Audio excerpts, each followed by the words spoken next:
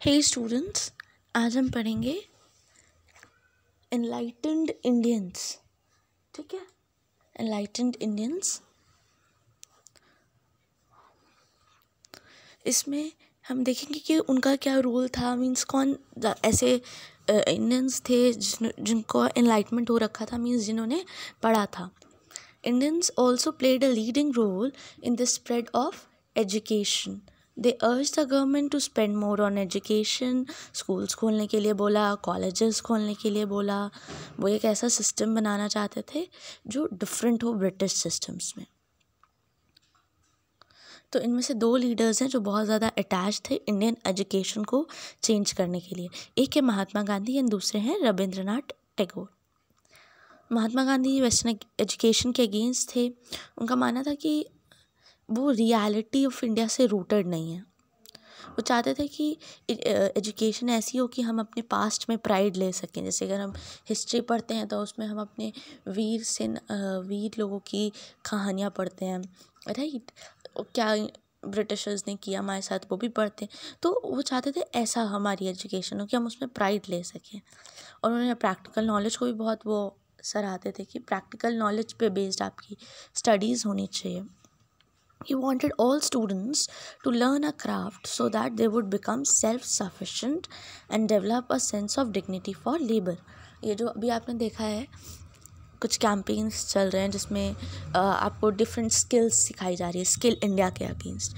तो ये सोच किसकी थी? महात्मा गांधी की थी। वो चाहते थे कि आपको स्किल्स सिखाई जाए जिससे कि आपको लेबर्स जो होते हैं उनके अगेंस्ट आपके मन में डिग्निटी रहे, आप उनकी रिस्पेक्ट करें।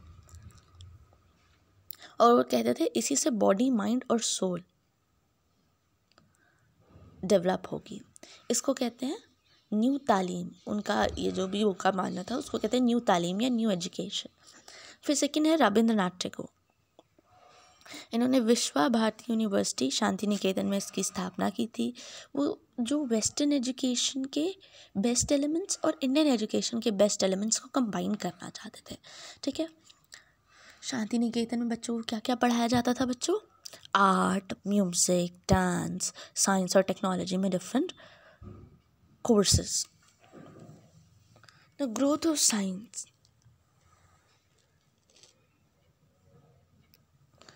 तो ये माना जाता था कि इंडियंस में ना साइंटिफिक अप्रोच नहीं है, वो थोड़े साइंटिफिक नहीं है, इस वजह से वो थोड़े पिछड़े हैं। इस वजह से डिफरेंट साइंस के डिपार्टमेंट्स नेशनल यूनिवर्सिटीज़ में बने। Some of them set up scientific societies to popularise science. Mahendra Lal Sarkar, इन्होंने Indian Association for Cultivation of Science 1876 में इसकी रचना की। तो ये प्रीमियर ऑर्गेनाइजेशन बन गई। इसके अलावा 1920s में इंडियन साइंस कांग्रेस एसोसिएशन बनी। साइंटिस्ट अलग अलग पार्ट्स से कलेक्ट होके यहाँ पे अपने व्यूज़ एक्सचेंज करते थे। Some of the leading scientist of this period were C.V. Raman, J.C. Bose, S.N. Bose, Meghnad Saha and Birbal Sahni. Clear children? ये था ग्रोथ ऑफ साइंस रिलेटेड। अब आप न्यू वर्ड्स देखिए। न्यू वर्ड्स में है linguist, someone who can read, speak and write several languages, उसको क्या कहते हैं हम? लिंग्विस्ट। देन है orientalist, people who advocated for vernacular language to be introduced as a medium of education in India. वो लोग इंग्लिश में एजुकेशन देना चाहते थे, बट ओरिएंटलिस्ट कौन थे? जो चाहते थे वर्निकुलर लैंग्वेज, मीन जो वहाँ की लोकल लैंग्वेज है उसमें आप पढ़ाओ हमें। देन नेक्स्ट है vernacular, a form of language that people usually use. And इसी का एक अपोजिट है एंग्लिसिस्ट। एंग्लिसिस्ट क्या होता है? वो लोग जो इंग्लिश लैंग्वेज को एजुकेशन का मीडियम मानते थे, राइट।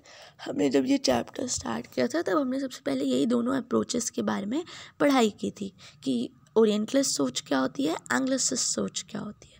तो बच्चों ये था आपका चैप्टर, ज़रूर पढ़िएगा। एक्सरसाइजेस अटैम्प्ट करिए, मैं आपको इसकी एक्सरसाइजेस सेंड करूँगी। ठीक है, एक बार फिर से आप देख लीजिए।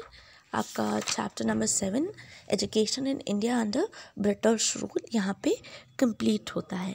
तो इसमें ओरिएंटलिस्ट पढ़ा हमने, एंग्लिसिस्ट पढ़ा, एजुकेशन की प्रमोशन पढ़ी, वुड्स डिस्पैच, इसका ईयर याद रखिएगा 1854, ड्रॉबैक्स क्या थे, इंडियन रिफॉर्मर्स कौन कौन से थे, ठीक है।